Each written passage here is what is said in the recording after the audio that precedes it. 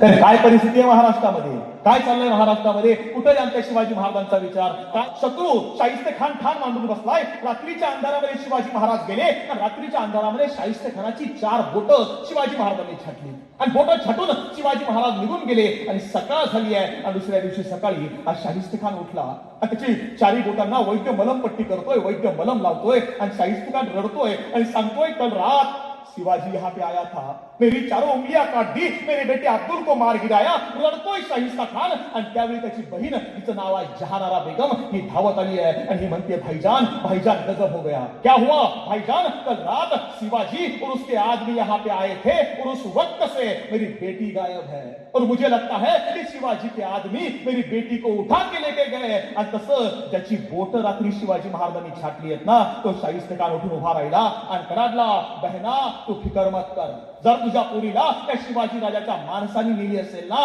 तर तो शिवाजी राजा पोटच्या पोरीसारखी तुझ्या पोरीची काळजी घेईल. शत्रूला सुद्धा विश्वास आहे, हे चरित्र शिवाजी महाराजांचं आहे. त्या विचारानं आम्हाला पिढी घडवायला लागेल की उमराणे गावाबद्दल माझ्या मनामध्ये एक वेगळी भावना आहे. याचं कारण असं आहे की दादा, महाराष्ट्रामध्ये अनेक गाव आहेत आणि अनेक गावांमधले अनेक लोक रोजगाराच्या निमित्तानं वेगवेगळ्या गावांमध्ये स्थलांतरित होत असतात, रोजगार शोधत असतात, नोकऱ्या मागत असतात. पण उमराण्याची माती अशी आहे की हजारो लोकांना रोजगार देण्याची ताकद या मातीमध्ये आहे. ती पवित्र आणि सुपीक माती आहे. बरं, या मातीला भगवान रामेश्वराचं एक वैचारिक अधिष्ठान या मातीला आहे आणि त्यामुळे संदीप दादाचा ज्यावेळी फोन आला की सर 18 तारीख नियोजित ही बेळगाव मध्ये व्याख्यानाला होती. काल मी रात्री कोल्हापूरमध्ये होतो, कोल्हापूरमधून बेळगाव मला अगदी 1 तासाचं अंतर होतं, पण मी उमराणाला नाही म्हणू शकलो नाही कारण माझी माती आहे. आणि जर कदाचित मी नाही म्हटलो असतो तर ते म्हटले असते आपला गावनाशे निवाल नाही म्हणणार ना. म्हणजे असा जो मेसेज जातो तो जाऊ नये म्हणून 400 किलोमीटर प्रवास करून आलोय. त्यामुळे पाठीमागे जे 40 मीटर वरती आहेत ना, माझी त्यांना विनंती आहे की माझ्या करता नाही, ते तुमचं गाव आणि छत्रपती शिवाजी महाराजांचा विचार जिथं शक्य तिथं पुढे येऊन बसतात. माणसांमध्ये आला तर बरं वाटेल. दुरितांचे तिमिर जाओ, विश्व स्वधर्म सूर्य पाहो, जो जे वांशील तो ते लाहो प्राणीजात, असं म्हणत सकळ विश्वाच्या कल्याणाची काळजी वाहणारे संत श्रेष्ठ ज्ञानोबा माऊली मागे, शिव तुझे नाव ठेविले पवित्र, छत्रपती सूत्र विश्वाचे की, या शब्दात छत्रपतींचा गौरव करून छत्रपती शब्दाला जन्म घालणारं विद्येचं चालतं बोलतं विद्यापीठ जगद्गुरु संत श्रेष्ठ तुकोबाराय. काशी जाते मथुरा जाते तीनों समय तुम नहाते, अरे पाणी से क्या पाया मेंढक तो पाणी में सोते, या शब्दात समाजाचा माथा ठिकाणावर आणणारे महात्मा कबीर. आपल्या पुत्राच्या काळजाला साथ घातली आणि या महाराष्ट्राच्या मराठमोळ्या मातीमध्ये स्वराज्य उभं करून दाखवलं. ते स्वराज्य संकल्पक छत्रपती शिवाजी महाराज. ज्या राजपुत्राचं नाव ऐकल्यावर आमच्या तरुणांच्या नसानसामधलं रक्त खवळून उठतं आणि ज्या राजानं आपल्या जगण्यामधून दाखवून दिलं की आम्ही चुकून मुंगीच्या वाटेला सुद्धा जात नाही, पण आमच्या वाटेला जर कोणी आलं तर आम्ही सिंहाचे दात मोजायला सुद्धा घाबरत नाही, हे दाखवून देणारा सर्वोत्तम राजा छत्रपती संभाजी महाराज. नीती गेली, नीती विना गती गेली, गती विना वित्त गेले आणि वित्ताविना शूद्र खचले. आणि हे सगळे अनर्थ एका अविद्येने केले. या शब्दात विद्येचं महत्व जगासमोर मांडणारे राष्ट्रपिता महात्मा ज्योतिराव फुले. मी प्रथमता आणि अंतिमता भारतीय आहे आणि भारतीयच राहणार असं म्हणत ज्या युगपुरुषाने भगवे, हिरवे, निळे, पिवळे असे सगळे झेंडे बाजूला सारत तिरंग्याला सर्वोच्च स्थान दिलं, ते भारताचे महान सुपुत्र विश्वरत्न डॉक्टर बाबासाहेब आंबेडकर. जग बदल घालून घाव सांगून गेले मला भीमराव, या शब्दात आपली क्रांती जगासमोर मांडणारे लोकशाहीर अण्णाभाऊ साठे. बाप हो, जेवणाचा ताट मोडा, पोराले कपडे घेऊ नका, बायकोले साडी घेऊ नका, पण पोराले शाळेत शिकाले धारा, असा जगावेगळा संदेश देणारे राष्ट्रसंत गाडगे बाबा. शुद्ध हवा पाणी ऋतू हाच विवाहाचा मुहूर्त, बाकीचे झंझट फालतू मानतो आम्ही, या शब्दात खरा विज्ञानवाद जगासमोर आणणारे राष्ट्रसंत तुकडोजी बाबा. संत भगवान बाबा, राष्ट्रमाता राजमाता मासाहेब जिजाऊ, श्री शिक्षणाच्या देवता सावित्रीबाई फुले, लोकमाता अहिल्यादेवी होळकर, महामाता रमाबाई आंबेडकर यांच्यासह तमाम महापुरुषांना, युगपुरुषांना आणि महामातांना वंदन करून तुम्हा सर्वांच्या टाळ्यांच्या गजरात छत्रपती शिवरायांना प्रथमता मानाचा मुजरा करतो.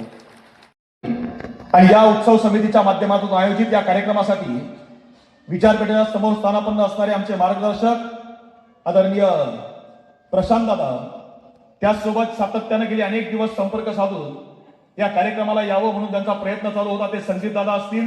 सर्व ह्या काही कुणा एकाचा नाही, ह्या संपूर्ण उमराण्या ग्रामस्थांचा गावाचा कार्यक्रम आहे. आणि या निमित्तानं विचारपीठासमोर असणारी सगळ्या माझ्या भावांनो आणि भगिनींनो, 5-6 महिन्यापूर्वीची गोष्ट आहे. एका लग्नाला गेलो होतो. लग्न जवळचं आपल्याच परिसरातलं होतं आणि आमच्याकडची लग्नाची पद्धत माय मावल्यांना आम्हाला माहिती आहे. म्हणजे 12-12:30चा लग्नाचा मुहूर्त असतो, पण लग्न काही मुहूर्तावर लागत नाही. 12:30चा मुहूर्त झाला, 12:30 वाजले, पाऊण वाजले, 1 वाजले, 1:30 वाजले, 2 वाजले, ते नवरदेव नवरदेवाचे मित्र वराड सगळं नाचायचं काम चालू आहे. 2 तास झाले डीजे वाजतोय. मी त्या नवरदेवाजवळ गेलो आणि त्याला विचारलं, 2 तासापासून डीजे वाजतोय, हा डीजे अजून किती वेळ वाजवायचा? तो म्हटला, सर तुम्ही डीजेचं काय घेऊन बसलाय? एकदा का आपल्या पोरांना दारू चढली तर आपली पोरं जनरेटरच्या आवाजावर सुद्धा नाचतात. मी म्हटलं, आता आलोय, जवळचं लग्न आहे म्हटल्यावर थांबायलाच लागणार. आणि मग 2 वाजले, 2:15 वाजले, 2:30 वाजले, 2:45 वाजले आणि 3 वाजता नवरदेव नवरी सभा मंडपात आलेत आणि आता लग्नाच्या विधींना सुरुवात होणार. ब्राह्मण गुरुजींनी हातामध्ये अंतरपाठ धरला, लग्नाच्या विधींना सुरुवात करायची. त्याच्या आधी गावच्या सरपंचानं माईक हातात घेतला आणि सरपंचानं बोलायला सुरुवात केली की हे बघा, पुढच्या काही वेळामध्ये हे दोघंही नवदाम्पत्य आपल्या नवीन आयुष्याला सुरुवात करतायत, नवीन वैवाहिक आयुष्याला सुरुवात करणार आहेत आणि त्यांना आशीर्वाद देण्याकरता तुम्ही आणि आम्ही एकत्र आलोय. या लग्नाबद्दल जर कुणाला काही अडचण असेल, काही समस्या असेल, काही प्रॉब्लेम असेल तर आत्ताच पुढे येऊन सांगा, नंतर ऐकून घेतलं जाणार नाही. सरपंचाला एवढा बोलायचा अवकाश. पाठीमागच्या रांगेमध्ये एक तरुण मुलगी बसली होती.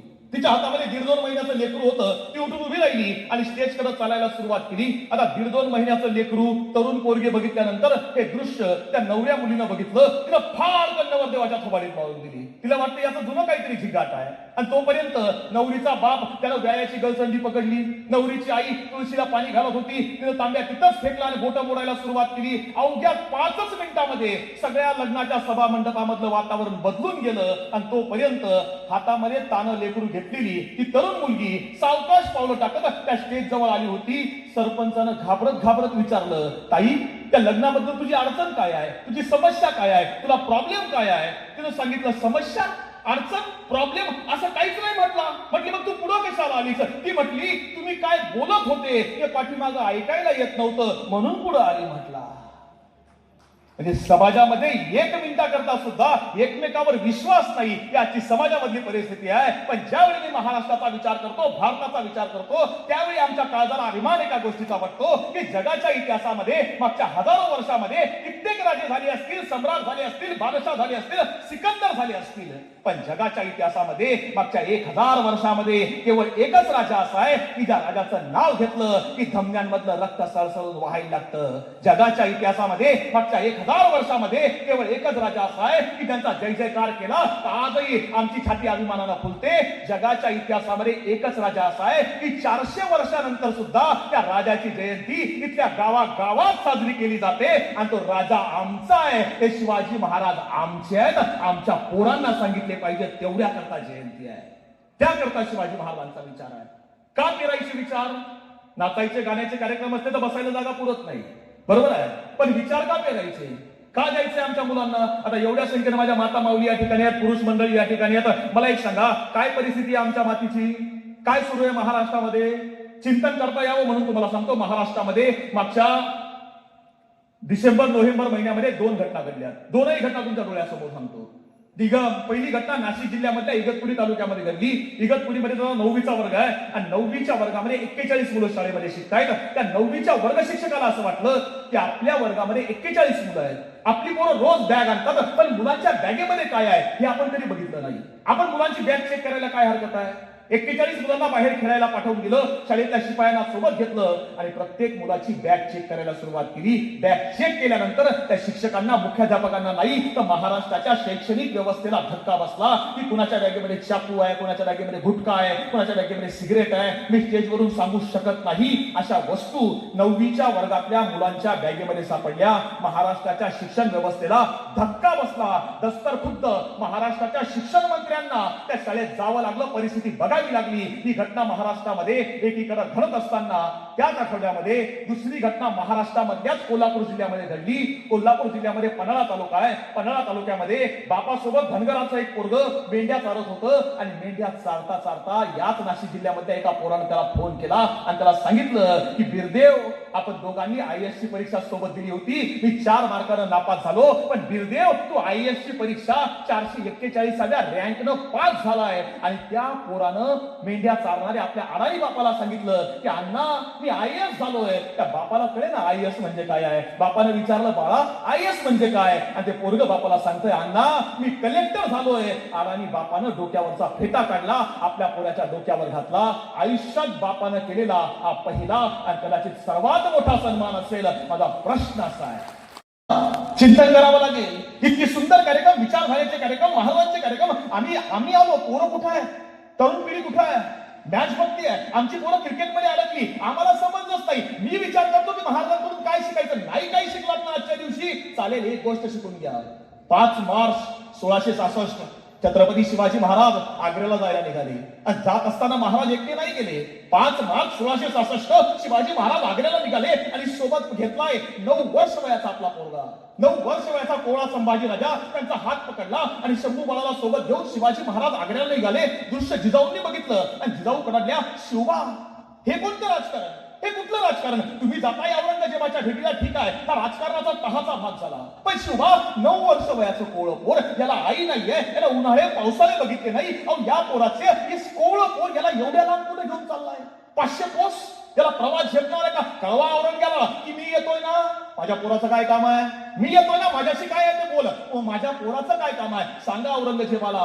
शिवाजी महाराज म्हटले, नाही मासाहेब, नाही मासाहेब, तुम्ही आम्हाला शिकवलंय ना काय की याच वयामध्ये पोराच्या मनाची आणि शरीराची जडणघडण होत असते. आणि म्हणून शंभू बाळाला कळालं पाहिजे की परकीय मुलूक कसा आहे, शत्रू कसा आहे, माणसं कशी आहेत, त्यांच्या भाषा कशा आहेत, त्यांच्या रूढी कशा आहेत, त्यांच्या परंपरा कशा आहेत, आपल्याला कोणाशी लढायचं आहे हे शंभू बाळाला याच वयात कळायला हवं. आणि म्हणून शंभू बाळाला घेऊन चाललोय. मी कधी कधी विचार करतो की 9 वर्ष वयाच्या पोराला रूढी, परंपरा, संस्कार, शत्रू कळावा म्हणून शिवाजी महाराज औरंगजेबाच्या मुलखात, शत्रूच्या मुलखात घेऊन जातात. पण आमची माणसं शिवाजी महाराजांचा इतिहास कळावा म्हणून आपल्या पोरांना घेऊन येऊ शकत नाही का?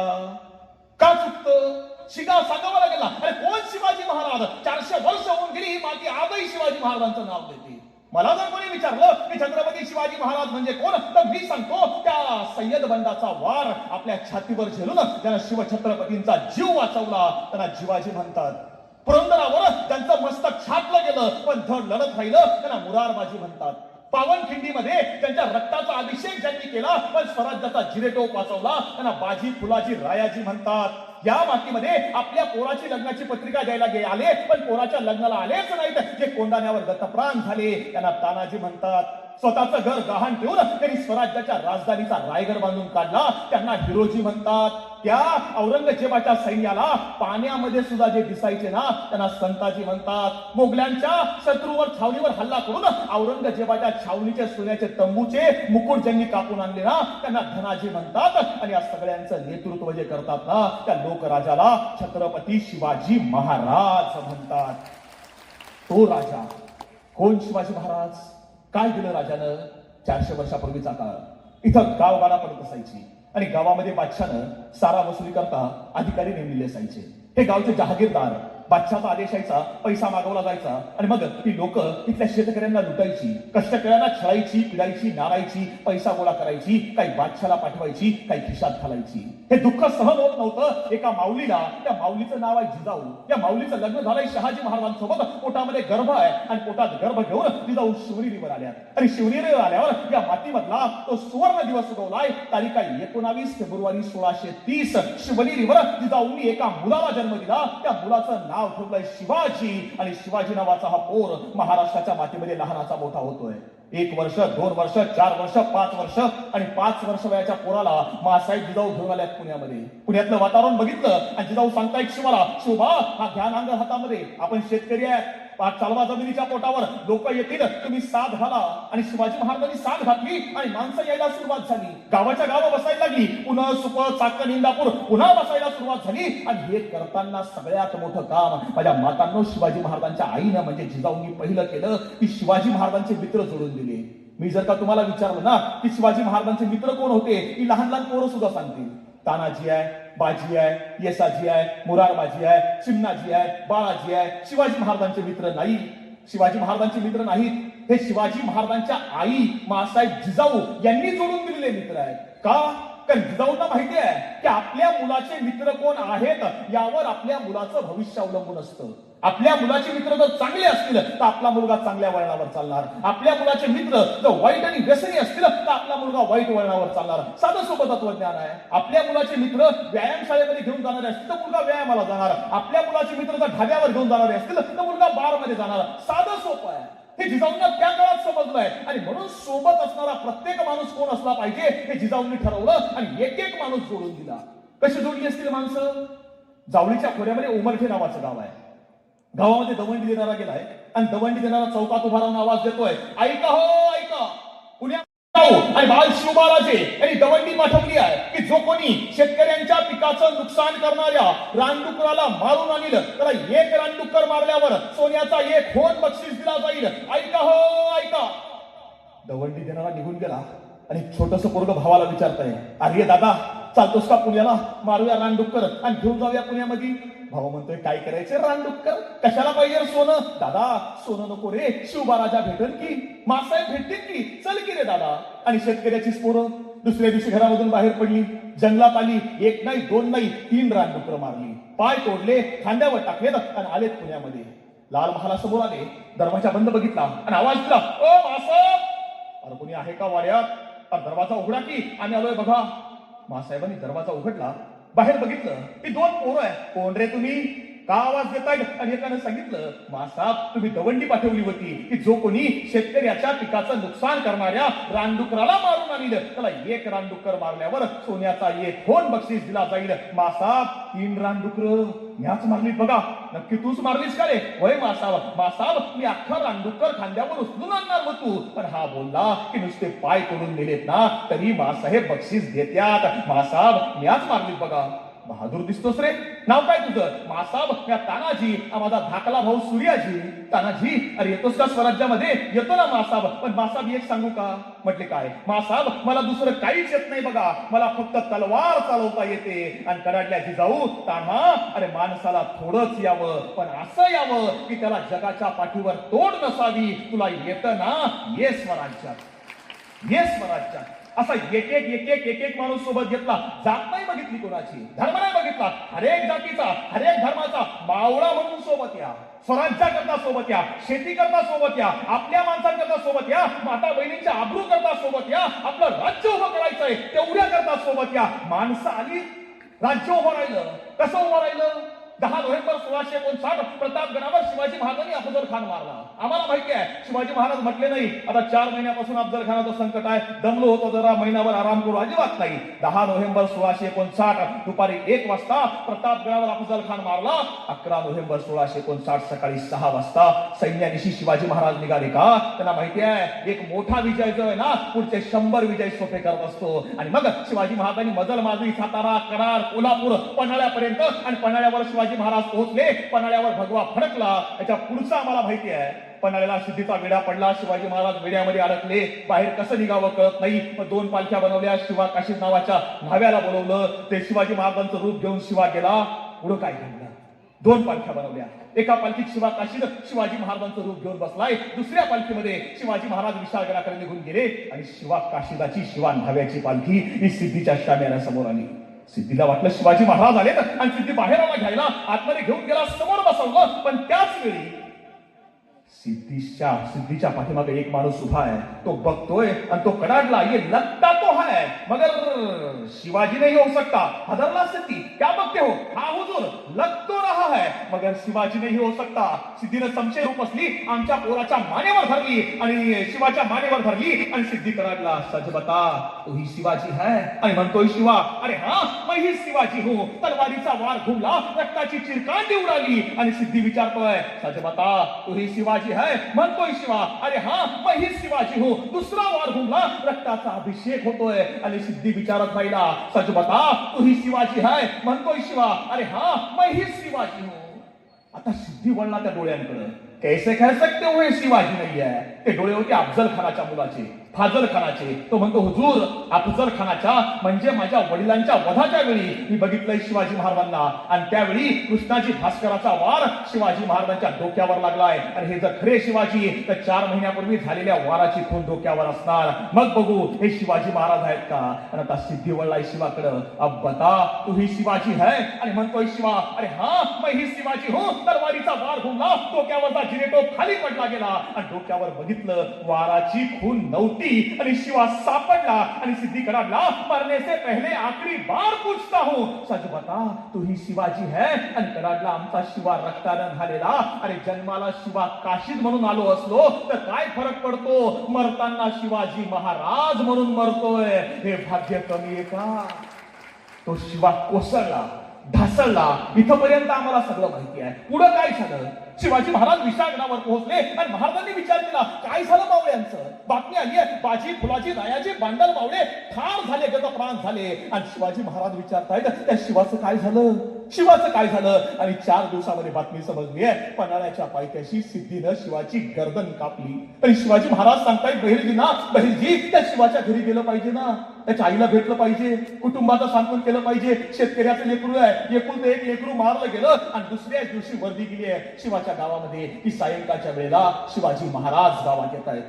म्हटल्यावर अख्खं गाव शिवाजी महाराजांना घ्यायला आलंय. गावचा पाटील आलाय, गावातली माणसं आलीत आणि सायंकाळच्या वेळेला त्या नेबापूर गावामध्ये पांढऱ्या शुभ्र घोड्यावर बसून छत्रपती शिवाजी महाराज गावाच्या दिशेवर आले. घोड्यावरून खाली उतरले, पाटलानं मुजरा केला आणि मुजरा केल्या केल्या राजांनी विचारलं, पाटील शिवाचं घर कुठं आहे? शिवाचं घर कुठं आहे? आणि पाटलानं समोर बोर्ड दाखवला आणि सांगितलं, राज की बघा समोर समोर शिवाची झोपडी आहे राज.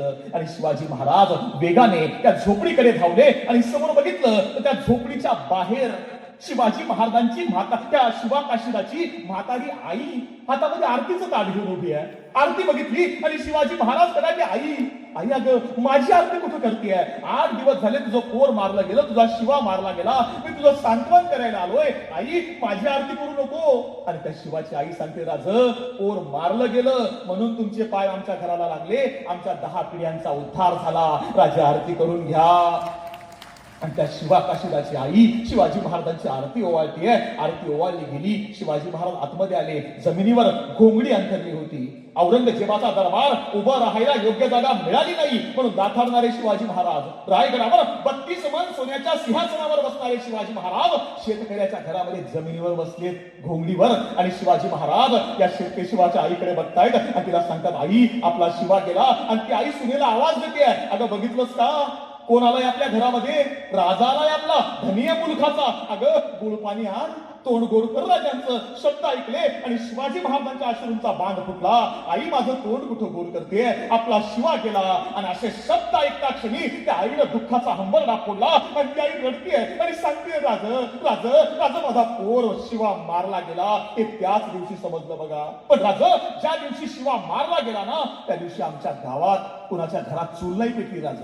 एक माणूस सुद्धा जेवला नाही राज, लहान लेकरू सुद्धा जेवलं नाही. अख्खं गाव रात्रभर माझ्या झोपडीच्या बाहेर बसून होतं, मला प्रत्येक जण भेटायला येत होता, माझ्या पायावर डोकं ठेवत होता आणि सांगत होता, माय तुझी कूस मोठी भाग्यवान, माय तुझी कूस मोठी भाग्यवान, माय त्या शिवाजी राजा करता मरणारी लोक लय हरीत, माय तुझी कूस एवढी भाग्यवान की तुझं पोर त्या शिवाजी राजांकरता मेलं. फक्त शिवाजी राजांकरता नाही मेलं, मरताना सुद्धा शिवाजी राजांच्या रूपात मेलं. माय तुझी कूस मोठी भाग्यवान. आणि ती आई रडतीये, तिला रडताना बघितलं आणि शिवाजी महाराज सांगतायत, आई तू शोकावर, तुला काहीच कमी पडू देणार नाही, मी तुझा मुलगा आहे, तू शोकावर, तू रडू नको. आणि ती आई म्हणते, राजे पोर मारला गेला याचं दुःख नाहीये, दुःख फक्त एकाच गोष्टीचं आहे. शिवाजी महाराज म्हटले, आई काय दुःख आहे मला सांगा. आणि ती आई सांगते, राजे दुःख फक्त एकाच गोष्टीचं आहे की परमेश्वरानं मला एकच पोरगा का दिला होता, मला जर अजून 4 पोरं दिली असती ना तर ती सुद्धा तुमच्या स्वराज्याकरताच दिली असती. राजे स्वराज्याकरताच दिली असती. हे कोणी पेरलं? हे आईनं पेरलं. हे कोणी पेरलं? बापानं पेरलं, तेव्हा स्वराज्य उभं राहिलं. आम्ही काय पेरतोय? आम्ही काय देतोय? आमच्याकडे शिवजयंती आली का मग आमची आई पोराला म्हणते, बाळा शिवाजी व्हायचं असतं, बाळा शिवाजी व्हायचं असतं. पण बाळा स्कूल बस मध्ये आपण तेवढं जगायचं असतं, बाळा शिवाजी व्हायचं असतं. आता पोरं आईला सांगतात, आई असं शिवाजी होता येत नसतं, बाबा असं शिवाजी होता येत नसतं. जर बाळानं शिवाजी व्हायचं असेल तर पहिल्यांदा आईनं जिजाऊ आणि बापानं शहाजी व्हायचं असतं, तर पोराला शिवाजी होता येतं. तर शिकवावं लागेल ना. आमची परिस्थिती काय आहे? आम्ही काय शिकवतोय पोरांना? माझं मागच्या 5-6 महिन्यापूर्वी छत्रपती संभाजीनगरला व्याख्यान होतं. आता मी पुण्यामधून निघालो, रोज गाडीचा प्रवास होतो, पाठ दुखते, विचार केला की नाही आपण शिवशाही गाडीमध्ये झोपून जाऊया म्हणजे बरं वाटेल जरा. पुण्यामध्ये शिवाजीनगरला आलो, शिवशाहीमध्ये बसलो, शिवशाही चालू झाली आहे, अहिल्यानगर पर्यंत आली. अहिल्यानगरला आल्यावर माझ्या बाजूच्या सीटावर एक म्हातारी आजी येऊन बसली. आजीसोबत 3-4 महिन्याचं पोरगं होतं, 3-4 वर्षाचं पोरगं होतं, नातू असेल आजीचा. गाडी चालू झाली आहे आणि गाडी चालू झाल्यावर त्या बिचाऱ्या आजीला झोप लागते. पण ते पोरगं काय आजीला झोपू देत नाही, सारखं आजीची पिशवी ओढ, आजीचा पदर ओढ, आजीची पाण्याची बाटली ओढ, सारखं आजीला त्रास देत आहे. आणि बराच वेळ गोंधळ चालू आहे. आणि बऱ्याच वेळानंतर आजी मला म्हटली, बाळा मला जरा मदत करतो का? मी म्हटलं, आजी काय करू? आजी म्हटली, बाळा मला झोप येते, हे पोरगं काही मला झोपू देत नाही, मला तू मदत कर. म्हटलं, आजी मी करतो, पण काय मदत करू? आजी म्हटली, बाळा मी या पोराला उचलते, याचे पाय तुझ्या मांडीवर देते, डोकं माझ्या मांडीवर घेते, त्याला जरा थापडवते, म्हणजे हे जरा पटकन झोपेल. मी म्हटलं, आजी हरकत नाही. आजीनं ते पोरगं उचललं, त्याचे पाय माझ्या मांडीवर दिले, डोकं आजीच्या मांडीवर घेतलं. आजीनं ते पोरगं थापडवायला सुरुवात केली आहे. आजी त्या पोराला थापडवतीये, झोपवतीये आणि म्हणतीये, झोप रे डिप्लोमा, झोप रे डिप्लोमा, झोप रे डिप्लोमा. आता मला काही कळे ना, म्हातारी या पोराला डिप्लोमा का म्हणतीये. मी आजीला विचारलं, आजी तू या पोराला डिप्लोमा का म्हणतीये? आजी म्हटली, बाळा यो माझा नातू आहे, माझ्या पोराला डिप्लोमा करायला पुण्याला टाकला होता, त्याने डिप्लोमा काही केला नाही, तो यालाच घेऊन आला, म्हणून याचंच नाव डिप्लोमा ठेवलं. म्हटला ही परिस्थिती आहे. मग काय करायचं? पोरं मला सांगा ना, आम्हाला आमची पोरं आम्हाला घडवायला लागतील ना. तुम्हाला असं वाटतं का आपली पोरं शाळेमध्ये टाकली, फी भरली म्हणून पोरं घडली? नाही होत तसं, नाही होत. अहो पोराचं वय, शिवाजी महाराजांचं वय 7 वर्ष आहे, 7. आम्ही म्हणतो ना आमचं पोरगं लहान आहे, नाही. अहो मी तुमच्या मुलाच्या वयाचा आहे, भावाच्या वयाचा आहे. 7 वर्ष वय आहे शिवाजी महाराजांचं. 7 वर्ष वयाच्या पोराला जिजाऊंनी आणि शहाजी राजांनी मुद्रा बनवून दिली आहे. आमच्या पोरानं गाडीवर लावली, घरामध्ये लावली, फ्लेक्सवर चिटकवली, ती गाडीच्या पुढे लावली, गाडीचा सायलेन्सर काढला, मागे झेंडा लावला आणि अख्ख्या गावात बोंबलत पोरगं हिंडलं. पण त्या मुद्रेचा अर्थ आम्हाला समजला नाही. ती 7 वर्ष वयाच्या पोराला आई आणि बापानं मुद्रा बनवून दिली आहे आणि सांगितलंय, प्रतिपा चंद्रलेखेवर वर्धिष्ठ विश्ववंदिता शहा सरोशिव सैशा मुद्रा भद्राय राजते. शिवबा तुम्हाला राजा व्हायचं आहे, इथल्या शेतकऱ्यांचा, कष्टकऱ्यांचा राजा व्हायचा आहे. स्वप्न द्यावं लागतं डोळ्यासमोर. बाळा तुला हे IAS व्हायचं आहे, IPS व्हायचं आहे. आम्ही काय शिकवतो आमच्या पोरांना? आमच्या आई काय शिकवते आपल्या पोरांना? घरी गेलात ना, तुम्हाला मुलगा असो मुलगी असो, आपल्या पोराला सांगा तुला IAS व्हायचंय, IPS व्हायचंय. डोळ्यासमोर स्वप्न द्या, तर पोरं मोठी होतील. विदेशामधली घटना आहे, नवरा बायको दोघांची फारकत झाली. नवऱ्यानं 5 वर्ष वयाचं पोरगं उचललं, आईच्या अंगावर फेकून दिलं. आई विचार करते पोराला कसं शिकवायचं. आईनं पोरगं शाळेत टाकलं. पोरगं पहिली 1 दिवस गेलं, 2 दिवस गेलं, 3 दिवस गेलं, 8 दिवस पोरगं शाळेत गेलं. 9व्या दिवशी शाळेच्या गुरुजींनी आईला बोलावलं. म्हटले, मॅडम तुमचा हा जो मुलगा आहे, हा मुलगा एका कानानं बहिरा आहे, याला ऐकायला कमी येतं, हा एका कानानं आधू आहे, हा मुलगा आमच्या शाळेत शिकू शकत नाही, तर याच्यामुळे इतर मुलांवरती परिणाम होतोय, त्याला घरी घेऊन जा. आई म्हटली, साहेब एकुलतं एक पोरगा आहे, नवरा नाहीये, मला शिकवू द्या ना, जिथं बसेल तिथं, पास तर पास, नापास तर नापास, पण वर्गात बसू द्या. अजिबात नाही. या मुलामुळे इतर मुलांवरती परिणाम होतोय, हा मुलगा आमच्याच काय जगातल्या कोणत्याच शाळेत शिकू शकत नाही, त्याला घरी घेऊन जा. ते मुख्याध्यापकांनी पत्र लिहिलं, हा मुलगा आधू आहे, त्याला ऐकायला कमी येतं, याच्यामुळे इतर मुलांवरती परिणाम होतोय, हा आमच्याच काय पण जगातल्या कोणत्याच शाळेत शिकू शकत नाही, आम्ही याला घरी पाठवतोय. पत्र दिलं, दाखला जोडून दिला, पोरग घरी पाठवून दिलं. आई विचार करते आहे की पोरग सकाळी शाळेत जायला निघालं, त्याला काय सांगायचं? सकाळ झाली, पोरग शाळेत जायला उठलं, आई म्हणते बाळा थांब, तू शाळेत जायचं नाही. का?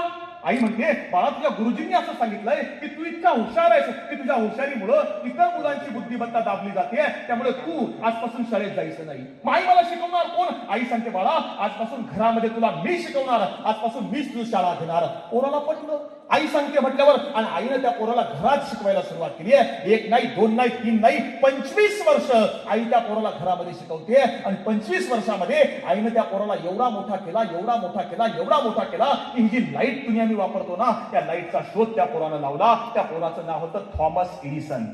फक्त एक शोध नाही लावला, आज रोजी जगातले 3223 पेटंट हे थॉमस एडिसनच्या नावावरती आहेत. आणि दुर्दैवानं काही काळानंतर त्याच्या आईचं निधन झालं आणि त्याला वाटलं आईचे कपडे जुने घरामध्ये आहेत, ते कपड्यांचं काय करायचं, देऊन टाकूया कोणाला. आणि त्यानं घरातले कपडे बाहेर काढायला सुरुवात केली आहे. आणि ते कपडे बाहेर काढता काढता त्याला आईचं ते मुख्याध्यापकांनी दिलेलं पत्र सापडलं. त्यानं विचार केला की पत्रात काय लिहिलंय, वाचून तरी बघूया. त्यानं पत्र उघडलं, वाचायला सुरुवात केली आणि पत्रामध्ये लिहिलं होतं, तुमचा हा जो मुलगा आहे हा मतिमंद आहे.